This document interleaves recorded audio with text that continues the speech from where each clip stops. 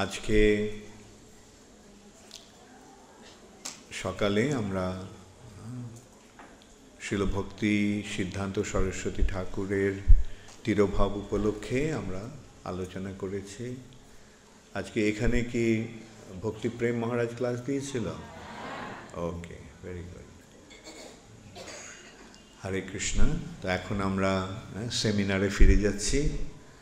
শ্রী চৈতন্য মহাপ্রভুর নবদ্বীপ লীলার উপরে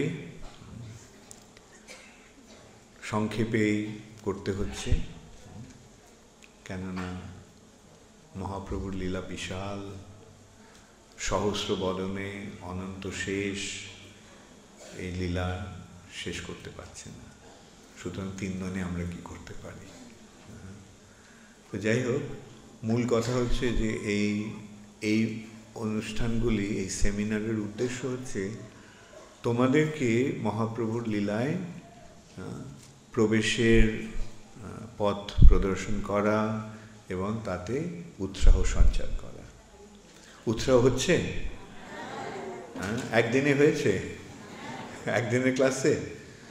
হ্যাঁ হ্যাঁ, হওয়া উচিত। তার মানে কি আমার ক্লাসে কাজ হচ্ছে না? তোমার পড়বার কথা ইচ্ছা হচ্ছে মহাপ্রভুর লীলা? মহাপ্রভুর লীলা সম্বন্ধে শিল প্রভুপাদ চৈতন্য চরিতামৃততে তার ভাষ্য প্রদান করে বিশ্লেষণ করে গেছে। তোমাদের কার কার বাড়িতে চৈতন্য চরিতামৃত আছে? ও, কার কার বাড়িতে নেই? কার কার? অনেকের বাড়িতে নেই। তো কার কার বাড়িতে থাকা উচিত? তাহলে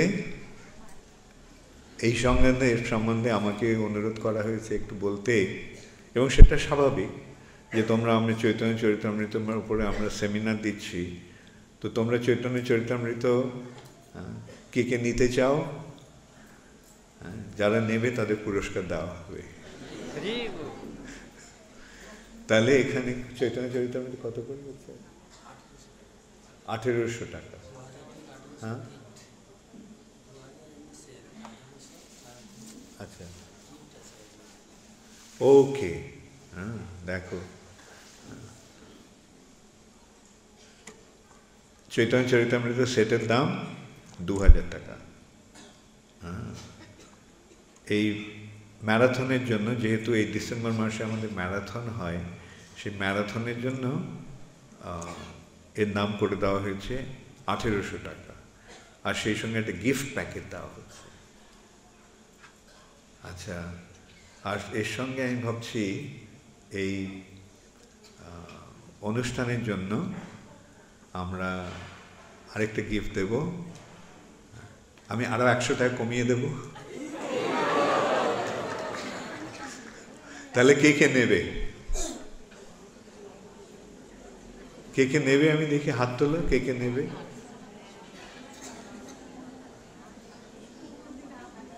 তা এতজনের বাড়িতে নেই, আর তোমরা এই মোটে কয়েকজনের হাত উঠছে।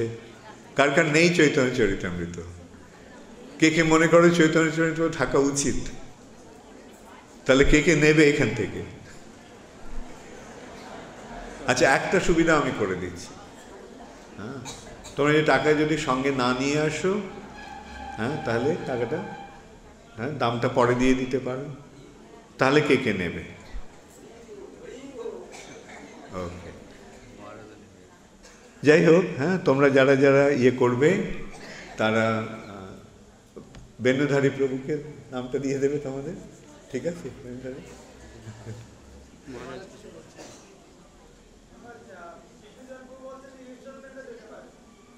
সেটাই তো বলছি। ওকে, ঠিক আছে, আরো সহজ করে দাও। 3টে ইনস্টলমেন্টে তোমরা দিতে পারো। তো 3টে ইনস্টলমেন্টে 1700 দেবো না 1800 থাকবে? 1800 হলে সুবিধা হবে। 600 600 600।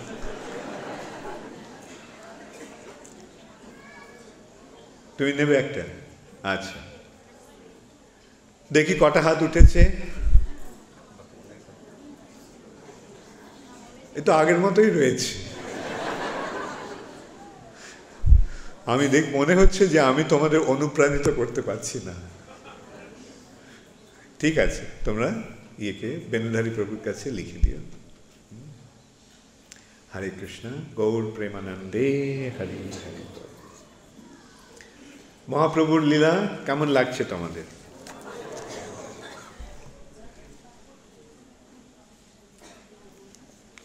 চৈতন্য মহাপ্রভু একদিন তার মাকে বললেন যে মা, তোমার কাছে আমার একটা ভিক্ষা চাই।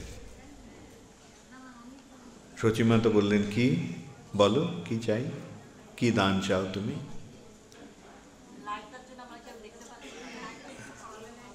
আচ্ছা, লাইটটা সরিয়ে দাও, লাইটটা সরিয়ে দাও, লাইটের দরকার নেই, এটাকে সাইডে করে দাও।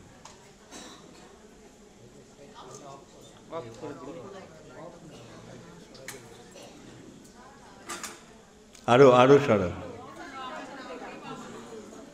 তোমরা এদিকে সরিয়ে ওদেরকে বন্ধ করে দিচ্ছ। একেবারে কোনায় নিয়ে নাও না, তাও বন্ধ হয়ে যাচ্ছে।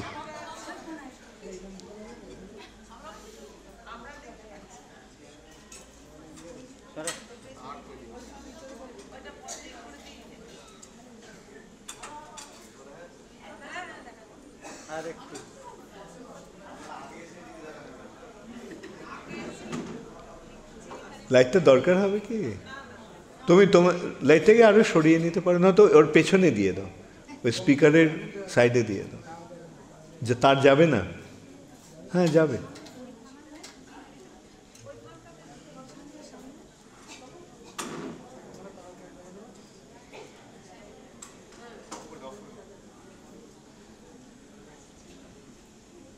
ওকে, এখন ঠিক আছে? এদিকে ঠিক আছে? হ্যাঁ, যারা দেখতে পাচ্ছ তারা মাথা নাড়ছো, ঠিক আছে। যারা দেখতে পাচ্ছে না, মহারাজ তুমি কি বলো? ঠিক আছে?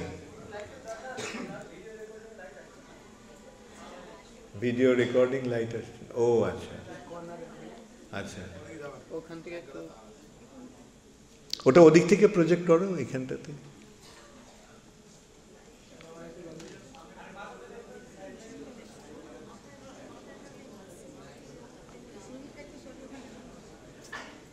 হ্যাঁ, ঠিক আছে, ঠিক আছে, ওপরের দিকটা। হ্যাঁ, ঠিক আছে, ও জ্বালিয়ে দাও তো দেখি। এখন how is the light? Now is better? Okay, so expert light arrangements and cameraman.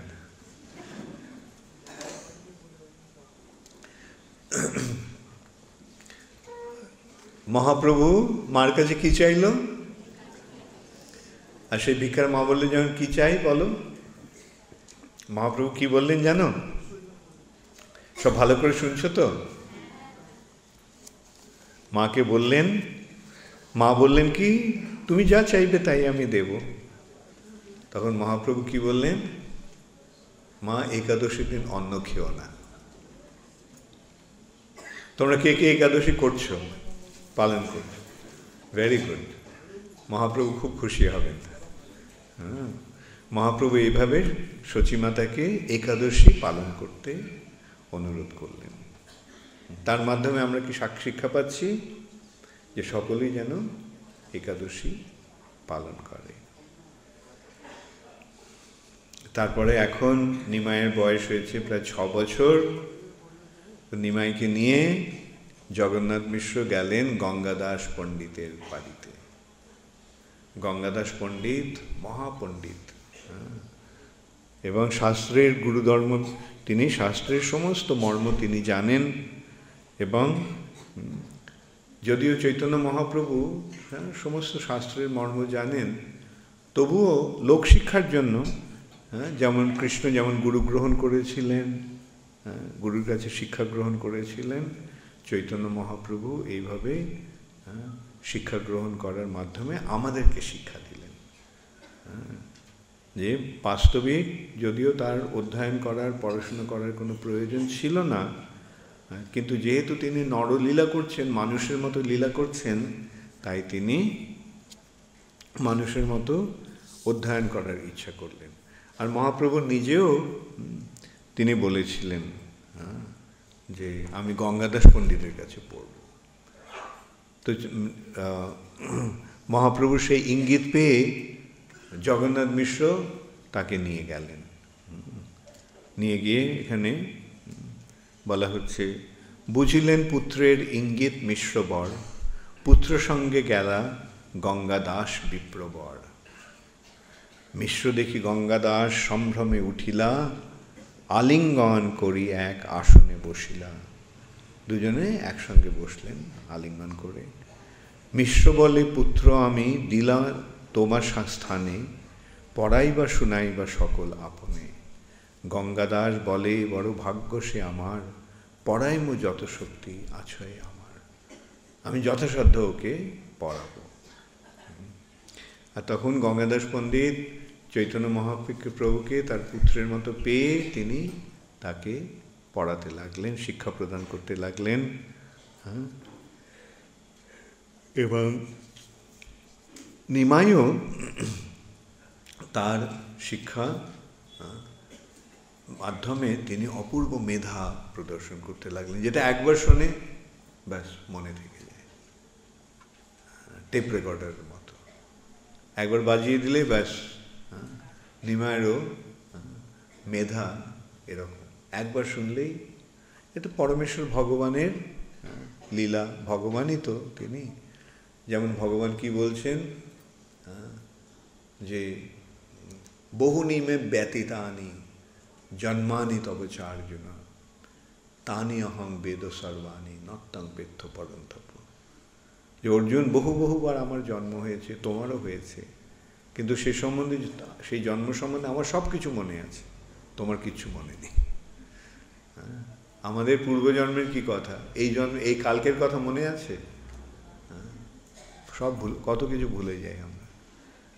কিন্তু ভগবানের তা হয় না। ভগবান সব কিছু মনে রাখেন।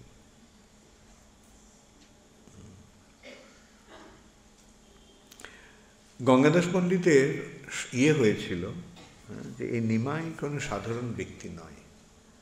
তাই গঙ্গাদাস একদিন পরীক্ষা করতে চাইল। নিমাই বলেছিল যে স্নান করা ছাড়া গঙ্গায় পা দেবে না। নিমাই প্রতিজ্ঞা করেছিল, গঙ্গায় আমি পা দেব না।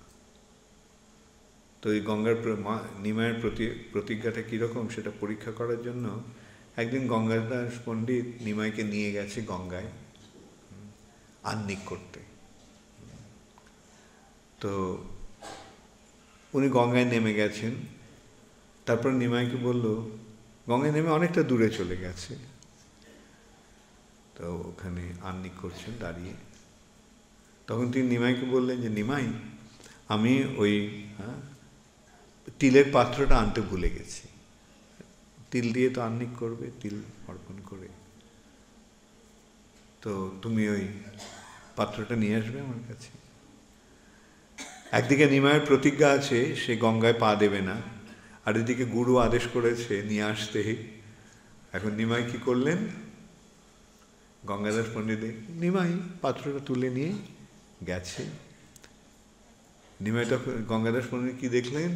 যখন গঙ্গার জলে পা দেওয়ার সময় সেখান থেকে একটা পদ্ম ফুলে উঠে এলো। নিমাই সে পদ্মে পা দিল, আরেকটা পদ্ম উঠে এলো। অর্থাৎ নিমাই যেখানেই পা দিচ্ছে সেখানে একটা পদ্ম ফুল চলে আসছে, আর নিমাইয়ের পা গঙ্গাতে পড়ছে না। এইটা চৈতন্য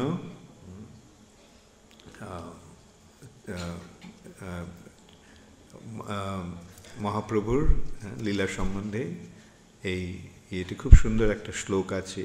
তিলস্য পাত্রং পরিকৃজ্য জাহ্নবী জলং প্রতিবাঙ্ঘ্রি সরোজমক্ষিপথ তদৈব তস্যাঙ্ঘ্রি সমর্পণস্থলে সরোজমেকং সমভূত দিচ্ছয়া পরাঙ্ঘ্রি বিন্যাস ভবিতরতথা তয়োরূপপর্যেব নদে নদ্ধাত প্রভু। অর্থাৎ তিলের পাত্র নিয়ে গ্রহণ করে তিলস্য পাত্রং পরিকৃজ্য জাহ্নবী জলং, জাহ্নবীর জলে, তখন গঙ্গার জলে তিনি যখন এলেন, প্রতিব্যাঘ্রি সরোজমক্ষিপথ, তো এই প্রতিটি পদে একটা পদ্ম ফুল উঠে আসতে লাগে। তাহলে বোঝা যাচ্ছে কে চৈতন্য মহাপ্রভু কে? শ্রী চৈতন্য মহাপ্রভু কে? Very good. যদিও তিনি তার পরিচয় গোপন করছেন, কিন্তু তার ভক্তরা তাকে চিনে ফেলছে। মহাপ্রভুর মহাপ্রকাশ লীলার সময় একটা খুব সুন্দর ইয়ে আছে, সেটা আমি পরে তোমাদের বলবো। ওই মহাপ্রকাশ লীলার ক্ষেত্রে জগদানন্দ পণ্ডিত গঙ্গাদাস পণ্ডিত সম্বন্ধে। জগদানন্দ পণ্ডিতের সঙ্গে নিমাইয়ের প্রায় কোন্দল হতো। কোন্দল মানে ঝগড়া, প্রায় ঝগড়া হতো। জগদানন্দ কে? জগদানন্দ পণ্ডিত, হ্যাঁ, জগদানন্দ পণ্ডিত কৃষ্ণলীলায় সত্যভামা। আর সত্যভামার খুব কিছু মনের মতো কিছু না হলে তার খুব অভিমান হতো। তো কৃষ্ণ মাঝে মাঝে সত্যভামাকে তিরস্কার করতেন।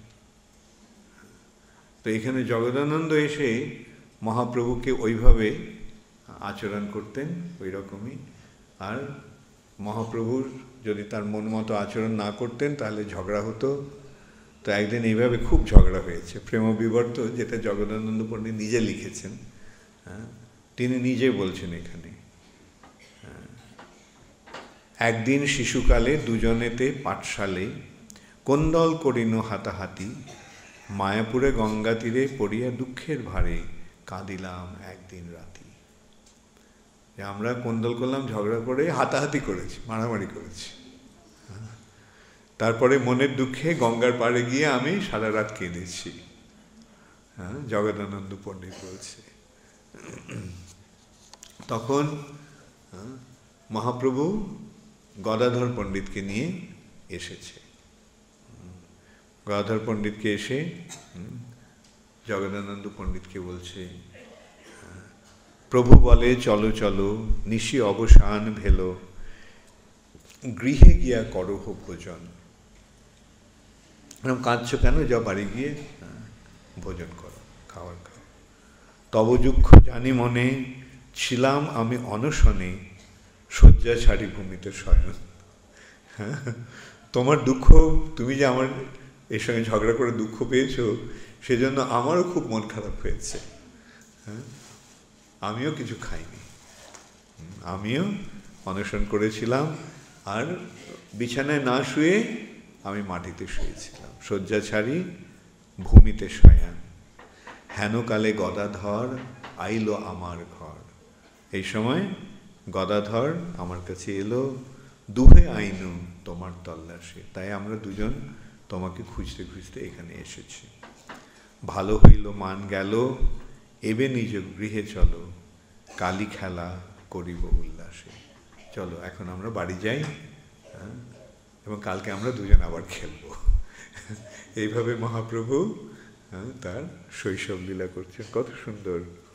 এইভাবে কলহের পর জগদানন্দ এবং গৌরাঙ্গের মধ্যে মিলন যেন বিশুদ্ধ কনকতুল্য পরমানন্দ স্বরূপ। এই আনন্দের ফলে সুখের উদয়ে পরস্পরের প্রেম বৃদ্ধি হতে থাকে। এই যে কোন্দল, প্রেম কোন্দল, এই কোন্দলের ফলে প্রেমটা আরো বেড়ে যায়। ঝগড়া করলে তারপরে কি হয়? ভালোবাসাটা আরো ঘনীভূত হয়ে ওঠে। এহেন গৌরাঙ্গ চাঁদ, না ভজিলে পরমাদ, ভজিলে পরম সুখ হয়। দয়ার ঠাকুর দেহ, তাকে কি ভুলিবে কেহ, এত দয়া দাসে বিতরয়।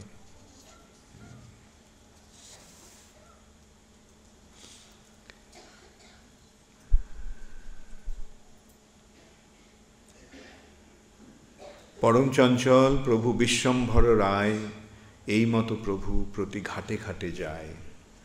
প্রতি ঘাটে পড়ুয়ার অন্ত নাহি পায়, ঠাকুর কলহ করে প্রতি ঠাঁই ঠাঁই। প্রতি ঘাটে ঘাটে যায় গঙ্গায় সাঁতারি, একো ঘাটে দুই চারি দণ্ড ক্রীড়া করি। এইভাবে মহাপ্রভু দ্বীপ্রহরে তিনি গঙ্গায় গিয়ে লীলা করতেন। কেন করতেন?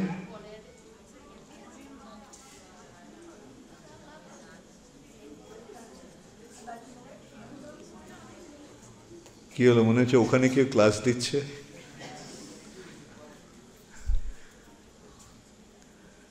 ওখানে কি ঝগড়া করছো তোমরা?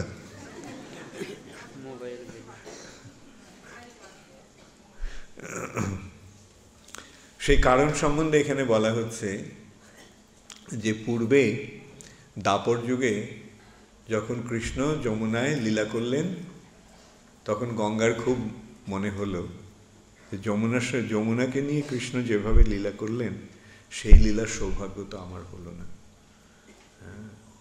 যদিও আমি বিষ্ণু পাদোদ্ভূতা, শিব আমাকে মাথায় ধারণ করে আছে, সমস্ত দেবদেবীরা আমার পূজা করে, কিন্তু এই সৌভাগ্য তো আমার হলো না।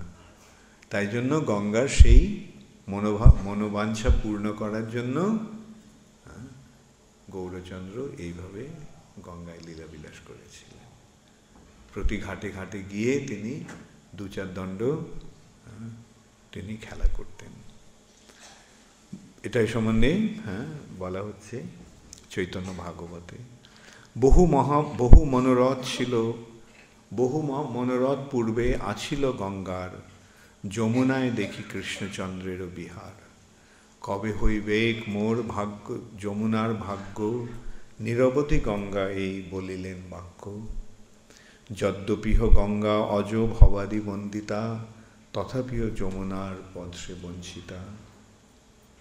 বাঞ্ছাকল্প তরু প্রভু শ্রী গৌর সুন্দর, জাহ্নবীর বাঞ্ছা পূর্ণ করে নিরন্তর। এইভাবে তিনি গঙ্গার মনোবাঞ্ছা পূর্ণ করলেন।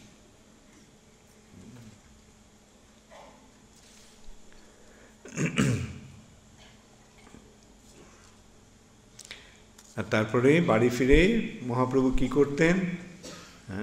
তিনি বিষ্ণুর পূজা করতেন। এর থেকে আমরাও বুঝতে পারি গৃহস্থদের কি করা কর্তব্য। অবশ্য এখন তো সব গৃহস্থরাই প্রায় চাকরি করছে। গঙ্গার পাশে থাকলেই সুবিধা হয় না? গঙ্গার পাড়ে থাকলে গিয়ে তারপরে গঙ্গায় স্নান করে কি করতে হবে? বিষ্ণুর পূজা করতে হবে। স্নান করে বিষ্ণুর পূজা করে তারপরে প্রসাদ গ্রহণ। আর মহাপ্রভু কি করতেন? ভোজন করে প্রভু পুস্তক নিয়ে বসতেন, নির্জনে বসে তিনি পাঠ করতেন, সূত্রের টিপ্পনী দিতেন। ভুলিয়া পুস্তক রসে সর্বদেবমণি। এইভাবে যখন মহাপ্রভু লীলাবিলাস করছেন, তখন একদিন জগন্নাথ মিশ্র স্বপ্নে দেখলেন গৌরাঙ্গের সন্ন্যাস রূপ। নিমাই সন্ন্যাস নিয়েছে। স্বপ্ন দেখে তিনি তার পায়ে পড়ে বললেন যে নিমাই যেন আমার ঘরে থাকে, এই আমি চাই। তিনি কৃষ্ণের কাছে বর চাইলেন। সে একটা বর চাইলেন যে গৃহস্থ হইয়া ঘরে রহুক নিমাই। নিমাই যেন গৃহস্থ হয়ে ঘরে থাকে। তখন সচিমাতা স্বপ্নে জগন্নাথ মিশ্র এইভাবে ভগবানের কাছে প্রার্থনা করছে শুনে আশ্চর্য হয়ে বললেন যে তুমি কি করছো? কার কাছে কেন প্রার্থনা করছো? এইভাবে হঠাৎ বিনা কারণে কেন বর প্রার্থনা করছো? তখন সত্যদেবীর সেই প্রশ্নের উত্তরে জগন্নাথ মিশ্র কি বললেন? জগন্নাথ মিশ্র বললেন, আমি আজকে একটা স্বপ্ন দেখলাম যে নিমাই যেন শিখা মুন্ডন করেছে, আর অদ্ভুত সন্ন্যাসীর বেশ ধারণ করেছে, আর কৃষ্ণ কৃষ্ণ বলে নাচছে এবং কাঁদছে। এই যে স্বপ্নে যে নিমাইকে সন্ন্যাসী রূপে দেখলাম, এই দেখে আমার মন খুব খারাপ হয়ে গেল। নিমাই সন্ন্যাস নিয়ে নেবে।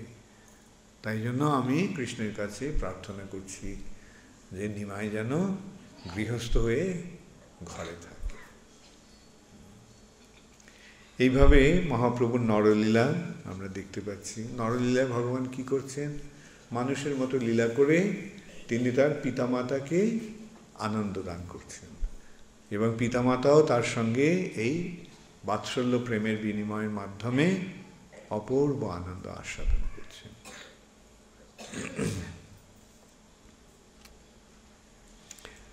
আর সেই স্বপ্নের কথা তিনি আরো বললেন। কি দেখলেন তিনি সেই স্বপ্নে? যে অদ্বৈত আচার্য আদি যত ভক্তগণে নিমাই বেরিয়া সবে করে সংকীর্তন। কখনো নিমাই বইসে বিষ্ণুর খট্টায় চরণ তুলিয়া দেয় সবার মাথায়। চতুর্মুখ পঞ্চমুখ সহস্র বদন সবেই গায়েন জয় শ্রী শচীনন্দন। মহাভয়ে চতুর্দিকে সবে স্তুতি করে, দেখিয়া আমার মুখে বাক্য নাই স্ফুরে। কি সুন্দর বর্ণনা! হ্যাঁ, জগন্নাথ মিশ্র কি বললেন? যে আমি স্বপ্নে দেখলাম যে অদ্বৈত আচার্য, শ্রীবাস ঠাকুর, এরা সকলে নিমাইকে ঘিরে সংকীর্তন করছে। আর সেখানে নিমাই বিষ্ণুর আসনে গিয়ে বসেছে। বিষ্ণুর আসনে কেউ সাধারণত বসে? হ্যাঁ, না। তাহলে কি বোঝা যাচ্ছে? এখানে আবার আমরা দেখতে পাচ্ছি এই নিমাই হচ্ছেন স্বয়ং ভগবান। ভগবান ছাড়া এইভাবে কে আচরণ করতে পারে? তিনি বিষ্ণু খট্টায় অর্থাৎ বিষ্ণুর আসনে গিয়ে তিনি বসলেন, এবং তখন কি দেখলেন? অজ ভব মানে ব্রহ্মা, শিব নিমাইয়ের আরতি কে করছেন? আরতি করেন ব্রহ্মা আদি দেবগণে। সেটা তিনি দেখছেন। ব্রহ্মা আদি দেবতারা আরতি করছে। পঞ্চবদন নারদে ধরি প্রেমেরও সঘন রোলে সহস কমলাসন নাচিয়া বলে বলো হলো হরি বলে। যে এই যে মহাপ্রভুর লীলা, জগন্নাথ মিশ্র সেটা স্বপ্নে দেখলেন মহাপ্রভুর সন্ন্যাস গ্রহণের আগেই। তখন সচিমাতা কি বললেন? স্বপ্নে তুমি যা দেখলে এই নিয়ে চিন্তা করো না, নিমাই ঘরে থাকবে। হ্যাঁ, দেখো না, নিমাই পুঁথি ছাড়া আর কিছু জানে না, সারাক্ষণ বই পড়ে, পুঁথি পড়ে। এই বিদ্যারস আস্বাদনই যেন নিমাইয়ের একমাত্র কাজ। অতএব নিমাই ঘর ছেড়ে যাবে না, নিমাই ঘরে থাকবে। এইভাবে সচিমাতা জগন্নাথ মিশ্রকে আশ্বাস দিলেন।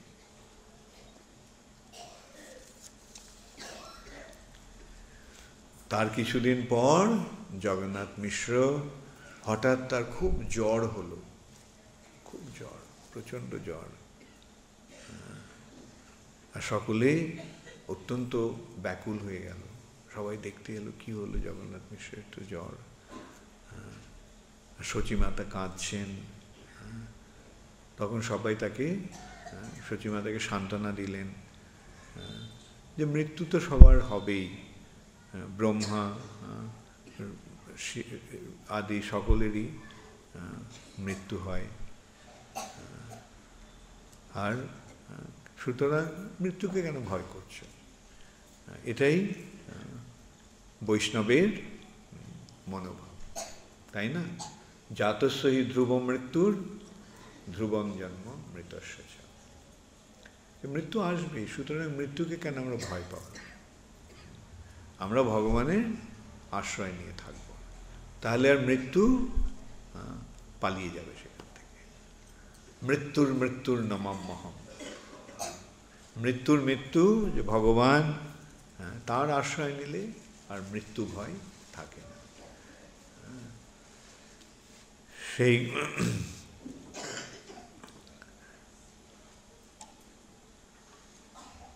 সেই অবস্থা দেখে বিশ্বম্ভর ভক্তদের পরিবৃত হয়ে গঙ্গা তীরে গমন করলেন। সে পিতাকে নিয়ে তখন সকলে গঙ্গার তীরে গেলেন এবং গৌরসুন্দর তার পিতার চরণ কমলদ্বয় হাতে ধারণ করে বললেন কাঁদতে কাঁদতে যে বাবা পিতৃদেব, আপনি আমাদের ছেড়ে এখন কোথায় যাচ্ছেন?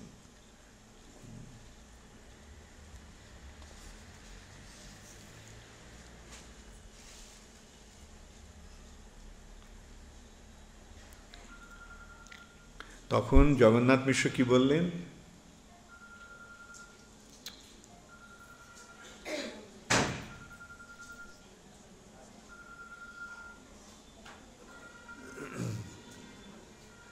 তার মধ্যে আশ্চর্য লাগে, তোমাদের এত বারবার বলা সত্ত্বেও তোমরা শোনো না কেন?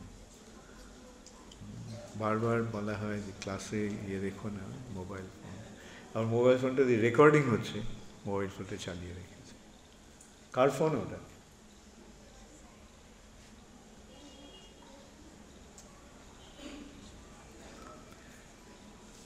তখন জগন্নাথ মিশ্র, পরলোক যাত্রী জগন্নাথ মিশ্র তার একমাত্র পুত্র গৌরচন্দ্রের অমৃতময় বাক্য শ্রবণ করে পরম আদরের সঙ্গে বললেন, হে বৎস, তোমাকে আমি রঘুনাথের পাদপদ্মে সম্পূর্ণভাবে সমর্পণ করলাম।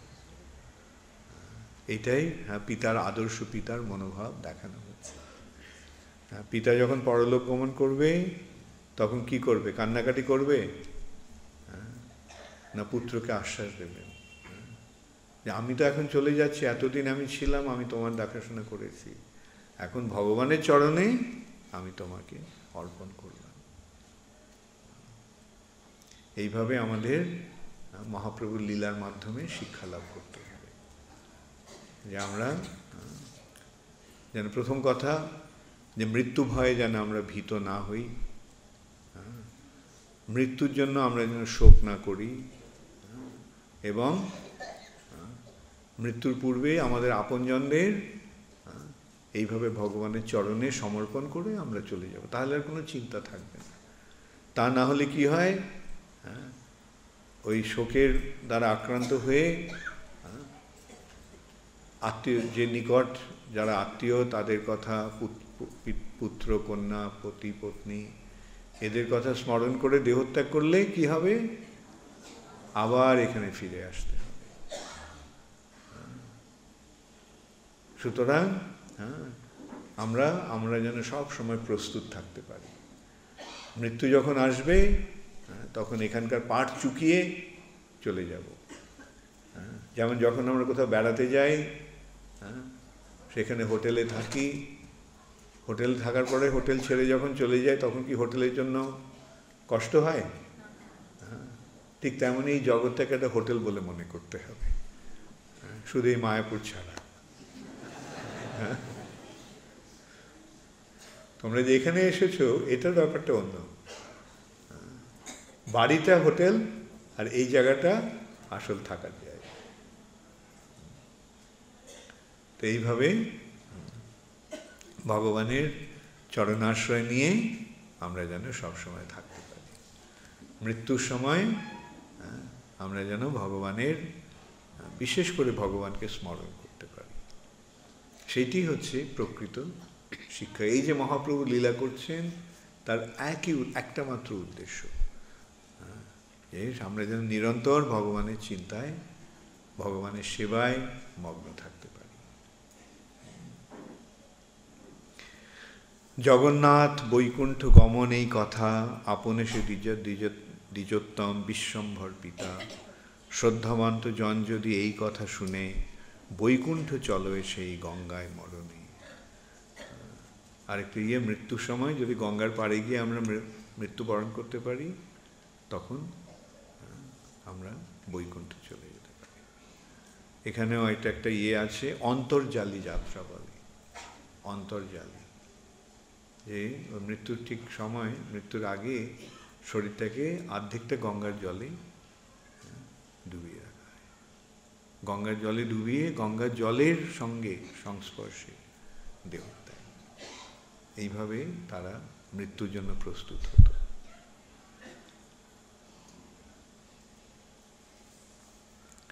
পিতার মৃত্যুর পর গৌরাঙ্গ সুন্দর তার বিদ্যারসে তিনি মগ্ন হয়ে থাকতেন।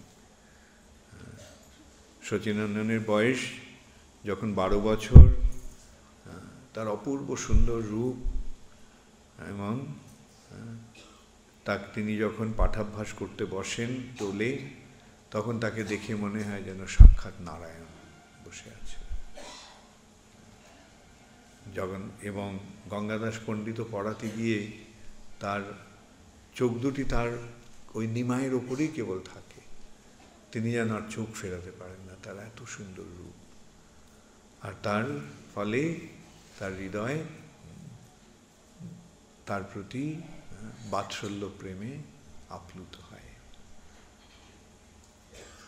বৃন্দাবন ঠাকুর চৈতন্য মহাপ্রভু সেই রূপের বর্ণনা করে খুব সুন্দরভাবে বলছেন চৈতন্য ভাগবতে। ললাটে শোভায় ঊর্ধ্ব তিলক সুন্দর, শিরে শ্রীচাচর কেশ সর্বমনোহর, স্কন্ধে উপবিত ব্রহ্ম তেজ মূর্তিমন্ত, হাস্যময় সুমুখ প্রসন্ন দিব্যদন্ত, কিবা সে অদ্ভুত সেই কমল নয়ন, কিবা সে অদ্ভুত শোভে ত্রিকচ্ছ বসন, যেই দেখে সেই এক দৃষ্টে রূপ চায়, হেন নাহি ধন্য ধন্য বলি যে না যায়। তাকে দেখে সকলেই ধন্য ধন্য করে, এমনই অপূর্ব সুন্দর ভগবানের রূপ। হেনমতে নবদ্বীপে শ্রীগৌর সুন্দর, রাত্রিদিন বিদ্যারসে নাহি অবসর, উষাকালে সন্ধ্যা করি ত্রিদশের নাথ, পড়িতে চলেন সর্বশিষ্যগণ সাথ, আসিয়া বৈশেন গঙ্গা দাসের সভায়, পক্ষ প্রতিপক্ষ প্রভু করেন সদায়। এটা তো বাংলাতে আছে, তাহলে বুঝতে অসুবিধা হচ্ছে না বিশ্লেষণ করার দরকার আছে? হ্যাঁ, এইভাবে গৌরসুন্দর লীলা বিলাস করছেন। 12 বছরের ছেলে এইভাবেই গৌরাঙ্গ সুন্দর বিদ্যারসে এখন তিনি উন্মত্ত। শাস্ত্র চর্চা ছাড়া আর তার কোনো চেষ্টা নেই, অন্য কোনো কর্ম নেই। আহার বিহারে চলাফেরায় বিদ্যাচর্চা ছাড়া আর তার কোনো কথা তিনি বলেন না। কিবা স্নানে, কি ভোজনে, কিবা পর্যটনে, নাহিক প্রভুর আর চেষ্টা শাস্ত্র বিনে। এইভাবে অল্প বয়সে নিমাই তার পড়া শেষ করল। তার বয়স যখন 16 বছর, নিমাই তখন নিজের টোল খুললেন। তিনি মুকুন্দ সঞ্জয়ের চণ্ডী মণ্ডপে তিনি তার নিজের চতুষ্পাটি, সাধারণ বাংলায় বলে টোল, আর শুদ্ধ বাংলায় বলে চতুষ্পাটি খুললেন। আর সেখানে মুকুন্দ সঞ্জয়ের পুত্রকে, পুরুষোত্তমকে তিনি শিক্ষা দিতে লাগলেন। আর শুধু তাই নয়, সেখানে অনেক অনেক ছেলে নিমাইয়ের কাছে শিক্ষা লাভ করার জন্য আসতে লাগলো। আর তখন নিমাইয়ের সেই চতুষ্পাটিটাই নবদ্বীপের শ্রেষ্ঠ স্থান হয়ে উঠেছিল, বিদ্যালাভের স্থান। মুকুন্দ সঞ্জয় বড় মহাভাগ্যবান, যাহার মন্দিরে বিদ্যা বিলাসের স্থান, তাহার পুত্রের প্রভু আপনে পড়ায়, তাহারাও তার প্রতি ভক্তি সর্বথায়। বড় চণ্ডী মণ্ডপ আছয় তার ঘরে, চতুর্দিকে বিস্তর পড়ুয়া তাহি ধরে, গোষ্ঠী করি তাহাই পরাণ দ্বিজরাজ, সেই স্থানে চৈতন্যের বিদ্যার সমাজ। এইভাবে মহাপ্রভু তার অধ্যাপনা শুরু করলেন। প্রথমে তিনি গঙ্গাদাস পণ্ডিতের কাছে শিক্ষা লাভ করে এখন তিনি নিজেই শিক্ষা দিতে শুরু করলেন।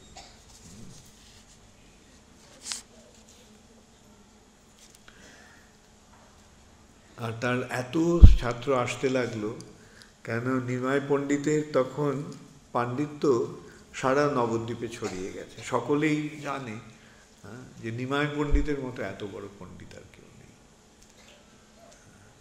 আর সে এত সরলভাবে সব কিছু বুঝিয়ে দেয় যে কোনো কিছু অসুবিধাই হয় না কারো বুঝতে। এখানেই পণ্ডিতের পাণ্ডিত্য। এবং সেটা আমরা দেখতে পারি আজকালকার ইয়েতে, যে তার একটা অভাব কীরকম। বড় বড় পণ্ডিত তারা বড় বড় সব জটিল ব্যাপার তুলে ধরে, সরল ব্যাপার করে ওরা বোঝাতে পারে না। কেন? তার কারণটা কি? তার কারণটা যেহেতু সে নিজে বুঝতে পারেনি, তাই অন্যকে বোঝাতে পারে না। যে নিজে বুঝেছে সে অন্যকে সহজভাবে বোঝাতে পারে।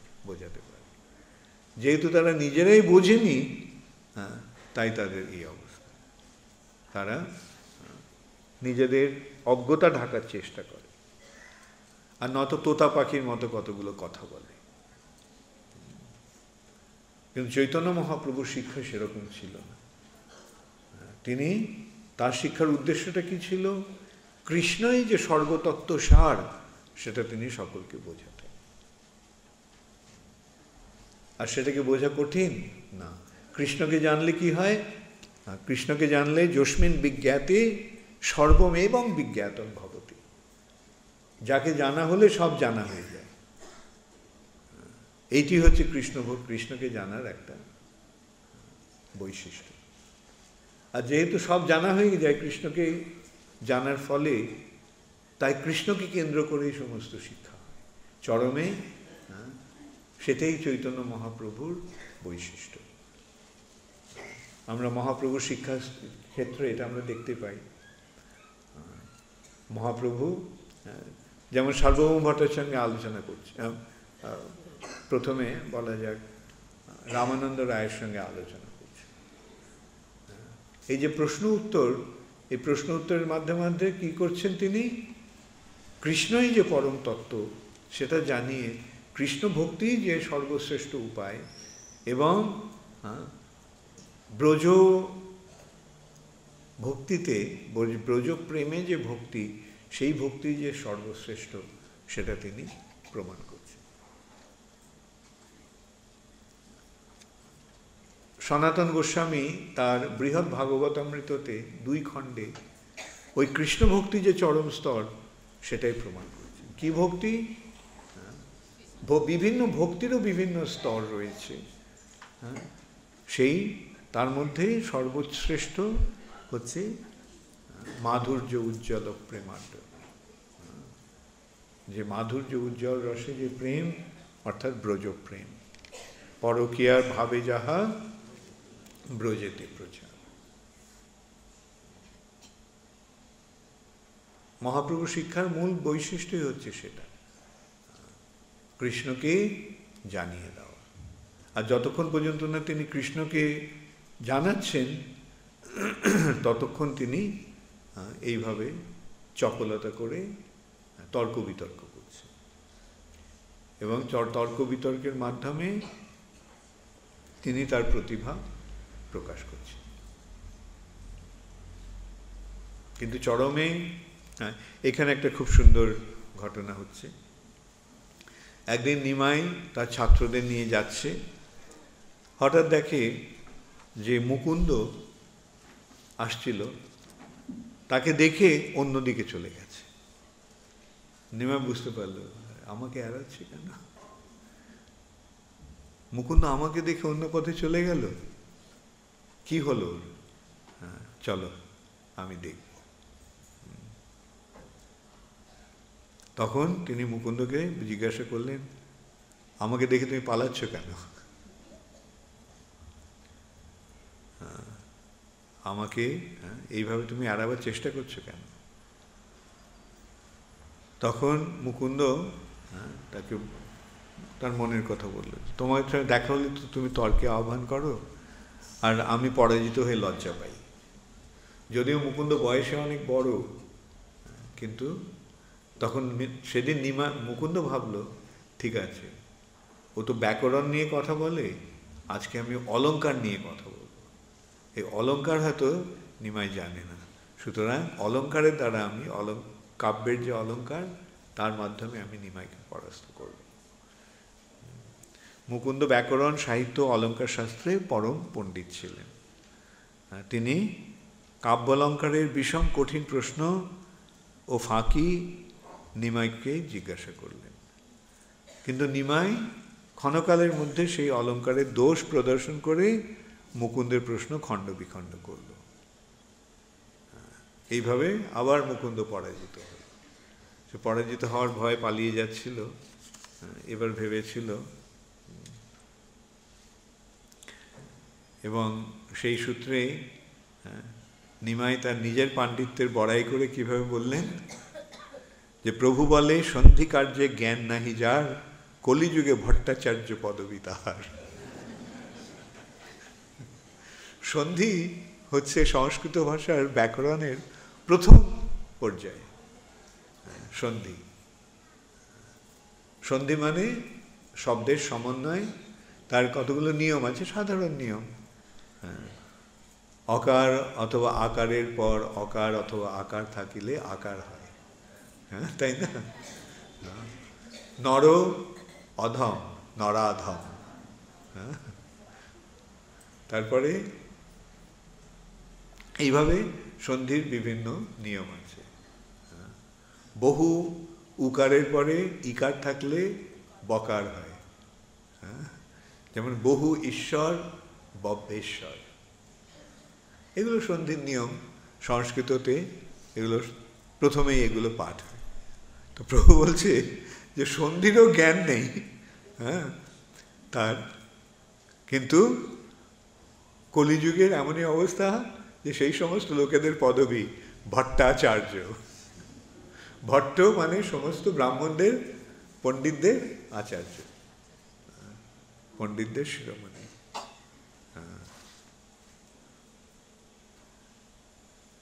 এইভাবে তিনি সকলকে পরাজিত করে তিনি তার মাহাত্ম্য মহিমা স্থাপন করতেন। আর তখন ভক্তরা মুকুন্দ এবং শ্রীবাস আদি অদ্বৈত আচার্য এরা সকলে বলতো যে এমন বুদ্ধিমান এই নিমাই, এমন পণ্ডিত নিমাই, এর যদি কৃষ্ণ ভক্ত, নিমাই যদি কৃষ্ণ ভক্ত হতো তাহলে কত ভালো হতো। যদি নিমাই যদি কৃষ্ণ ভক্ত হতো তাহলে আমরা তার সঙ্গ আর কখনো ছাড়তাম না। এখন তো ওকে দেখলে আমরা পালাচ্ছি, আর নিমাই কৃষ্ণ ভক্ত হলে তখন আমরা সব সময় তার সঙ্গে থাকতাম। তখন নিমাই কি বললেন, প্রভু বলে জানিলাম যে লাগে পলায়, বহির্মুখ সম্ভাষা করিতে না জুয়ায়। এ বেটা পড়য়ে যত বৈষ্ণবের শাস্ত্র, পাঁজি বৃত্তি টিকা আমি বাঁকা নিয়ে মাত্র। এরা সব বৈষ্ণব শাস্ত্র পড়ে, আর আমি পাঁজি বৃত্তি টিকা নিয়ে ব্যাখ্যা করি মাত্র। আমার সম্ভাষে নাহি কৃষ্ণের কথন, অতএব আমাদেরই করে পলায়। আমাকে দেখি, যেহেতু আমি কৃষ্ণ কথা বলি না, তাই এরা আমাকে দেখে পালায়। এইভাবে মহাপ্রভু কৃষ্ণ ভক্তি প্রচার করার আগে তিনি এইভাবে লীলাবিলাস করেছিলেন। তখন কি বললেন মহাপ্রভু, শুনো ভাই সব এই আমার বচন, বৈষ্ণব হইব মুই সর্ববিলক্ষণ। হ্যাঁ, আমারে দেখিয়ে এবে যেসব পালায়, তাহারাও যেন মোর গুণকীর্তি গায়। চৈতন্য ভাগবতে বৃন্দাবন দাস ঠাকুর বলছেন। চৈতন্য মহাপ্রভু এইভাবে তিনি ভবিষ্যৎবাণী করবেন। ঠিক আছে, তোমরা এখন পালাচ্ছ, কিন্তু ঠিক আছে, আমিও তোমাদের দেখাবো যে আমি যখন ভক্ত হব, বৈষ্ণব হব, তখন এমন ভক্ত হব যে তোমরা সকলে আমার গুণকীর্তন করতে থাকবে। এত বলি বিদ্যারসে বৈকুণ্ঠ ঈশ্বর, ভ্রমিতে দেখেন আর দিনে গদাধর। হাসি দুই হাতে প্রভু রাখিল ধরিয়া, ন্যায় পড়ো তুমি আমারে যাও প্রবোধিয়া। জিজ্ঞাসহ গদাধর বলয়ে বচন, প্রভু বলে কহ দেখি মুক্তির লক্ষণ। গদাধরকে তিনি জিজ্ঞাসা করলেন যে গদাধর, তুমি তো ন্যায় পড়ো, এখন বলো তো মুক্তির লক্ষণ কি ন্যায়ের বিচারে? গদাধর তখন বলল, আত্যন্তিক দুঃখ নিবৃত্তি হচ্ছে মুক্তি। যে দুঃখের যখন নিবৃত্তি হয়ে যায় পূর্ণরূপে, আর যখন আর দুঃখ থাকে না, দুঃখ যখন আর ফিরে আসে না, সেটাই হচ্ছে মুক্তি। কিন্তু মহাপ্রভু কি বললেন? সেটাতেও ভুল ধরিয়ে দিলেন। তিনি কি বললেন? যে মুক্তির পরে তো কিছু করতে হবে, তাহলে মুক্তিটাই শেষ নয়, আত্যন্তিক দুঃখ নিবৃত্তিটাই শেষ নয়। এই দুঃখ নিবৃত্তির পরেই আরেকটা স্তর আছে, সেই স্তরটা হচ্ছে আনন্দের স্তর। দুঃখের নিবৃত্তি হলেই সব প্রাপ্তি হলো না, দুঃখের নিবৃত্তির পরে অর্থাৎ মুক্তির পরে আছে আনন্দের স্তর। গদাধর বলে আত্যন্তিক দুঃখ নাশ, ইহাতেই শাস্ত্রে কহে মুক্তির প্রকাশ। কিন্তু মহাপ্রভু তাকে পরাজিত করলেন। আর তিনি শ্রীবাস ঠাকুর আদি ভক্তদেরও দেখলেও তিনি ন্যায়ের বিচারে তাদেরকে আহ্বান করেন, আর তার ভয়ে সবাই পালিয়ে যায়।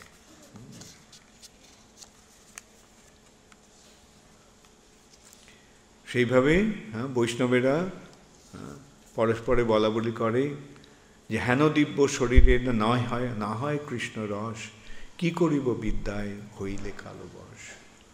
এই যে বিদ্যা, সেই বিদ্যায় কি হবে? এবং এক সময় শ্রীবাস ঠাকুর তাকে বলেছিলেন যে কেন এইভাবে কালক্ষয় করছো তর্ক বিতর্ক করে?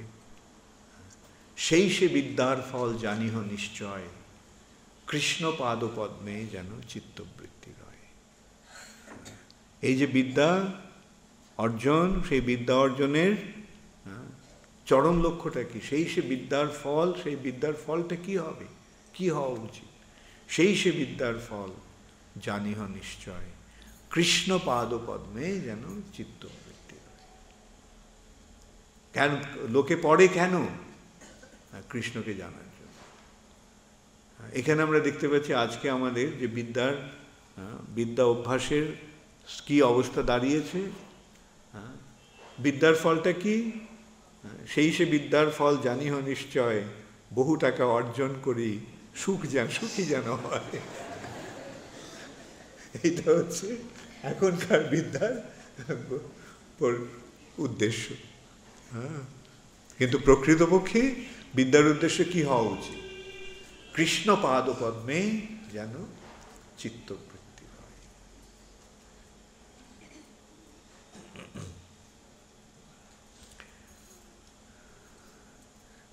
শ্রীবাস পণ্ডিতকে যখন তিনি দেখা হলো, তখন শ্রীবাস পণ্ডিত তাকে আশীর্বাদ করলেন। কেন? তারা বয়সে অনেক বড়। শ্রীবাস পণ্ডিত প্রায় জগন্নাথ মিশ্রের সমবয়সী, চৈতন্য মহাপ্রভু তার পুত্র তুল্য। কিন্তু মহাপ্রভুর আচরণটা কীরকম? যেহেতু তিনি স্বয়ং ভগবান, তিনি সকলের সঙ্গে প্রভুর মতো আচরণ করে, সকলকে দাসের মতো ইয়ে করে।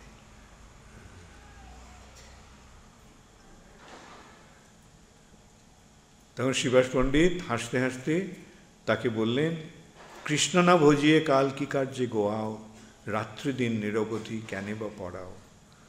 পড়ে লোকে ক্যানে কৃষ্ণ ভক্তি জানিবারে, সে যদি নহিল তবে বিদ্যায় কি করে। পড়াশোনা করার উদ্দেশ্যটা কি?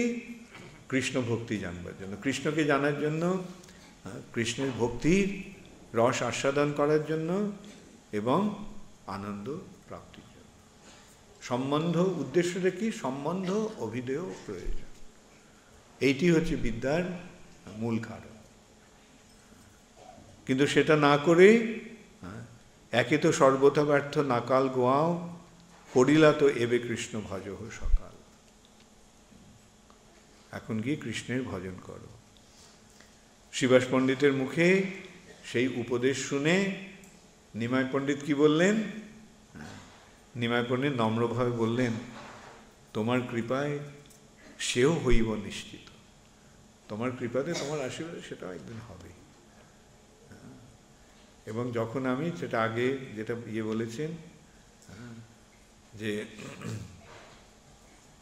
শুনো ভাই সব এই আমার বচন, বৈষ্ণব হইব মই সর্ববিলক্ষণ।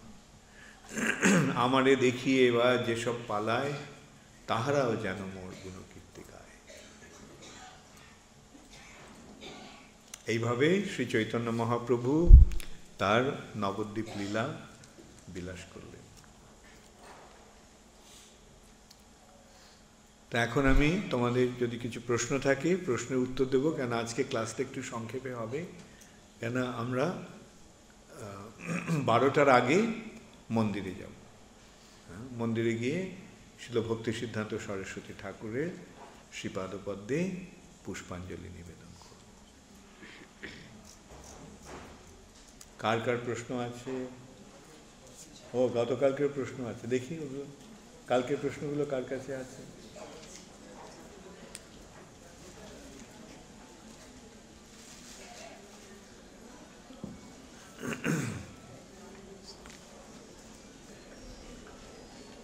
দাও, যেটা নিয়ে এসো, কয়েকটা যেটা এসে গেছে দিয়ে দাও।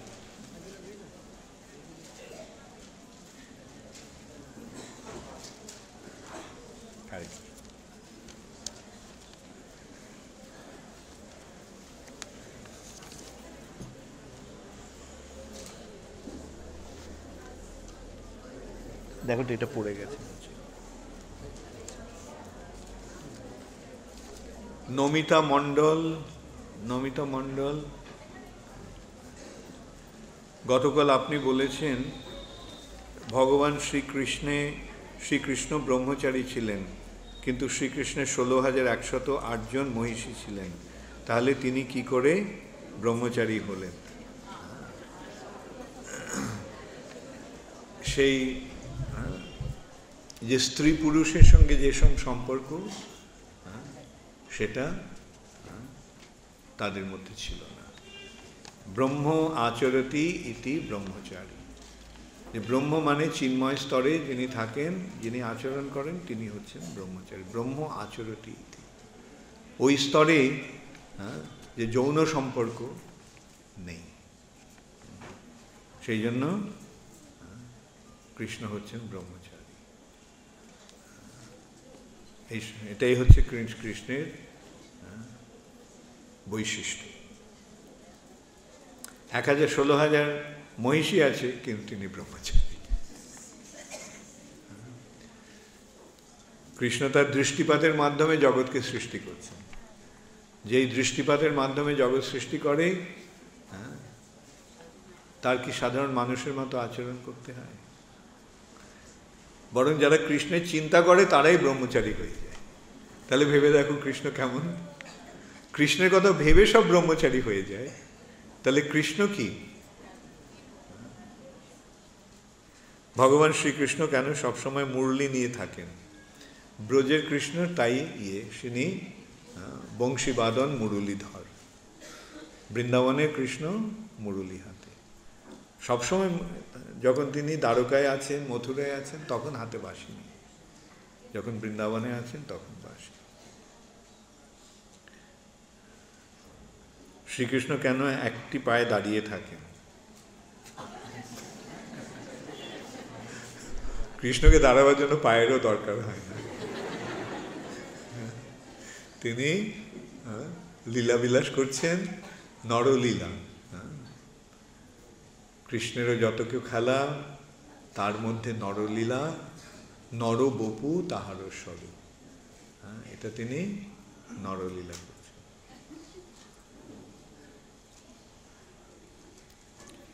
রাধারানীর কপালে কেন তিলক থাকে না? এটা আমারও জানা নেই।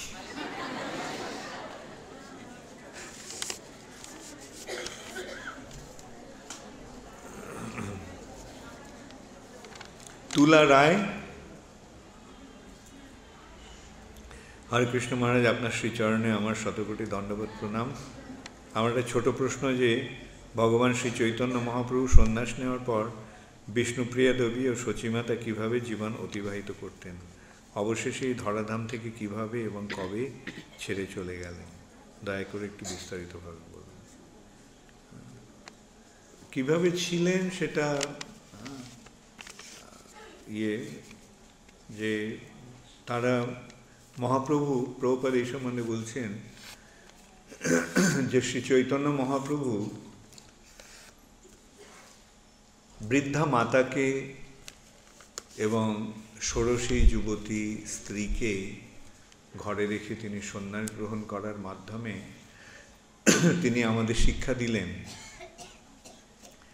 যে যদি কেউ কৃষ্ণের সেবায় যুক্ত হয় তাহলে তার পরিবার পরিজনদের প্রতিপালনের জন্য তাকে আর ভাবতে হবে না, কৃষ্ণ তাকে দেখবে। এইভাবে এই মহাপ্রভু লীলাবিলাস করলেন। কেউই ছিল না, শুধু তাদের দেখার জন্য কেউ বাড়িতে কোনো পুরুষ ছিল না, শুধু ঈশান এক বৃদ্ধ তাদেরকে দেখতে, তাদের সেবা করতে, এছাড়া আর গৃহে কোনো পুরুষ ছিল না। এখন তাদের অপ্রকট লীলা চৈতন্য চরিতামৃত বা চৈতন্য ভাগবতে আমি পাইনি।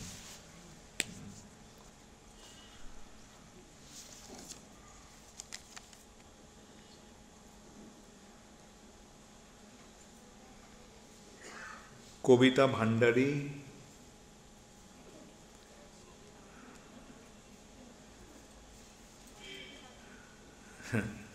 মহারাজ আপনাকে শতকোটি প্রণাম। আপনাকে টিভিতে গীতা পাঠ শুনতে পেতাম, কিন্তু এখন আর পাই না। কবে আবার গীতা পাঠ শুনতে পাবো যদি একটু বলে দিতেন তাহলে ভালো হয়। হ্যাঁ, এই রূপসী বাংলাতে প্রোগ্রামটা শুরু হয়েছিল, কিন্তু যেহেতু আমি থাকি না তাই জন্য নিয়মিতভাবে ইয়েটা যাচ্ছিল না প্রোগ্রামগুলো। আমি দীর্ঘকাল আমি যেহেতু বিদেশে ছিলাম এবং মাঝে মাঝে আমি কিছু পাঠাবার চেষ্টা করেছি, কিন্তু অবশেষে ওরা প্রোগ্রাম না পেয়ে বন্ধ করে দিয়েছে। আমি আয়োজন করেছিলাম অন্যরা ভক্তরাও পাঠ শোনা করবে, জানি না কি হয়েছে। হ্যাঁ, জানুয়ারি মাসে আবার ওরা শুরু করার হয়েছে। আমি 30টা প্রোগ্রাম দিয়ে দিয়েছি ওদের।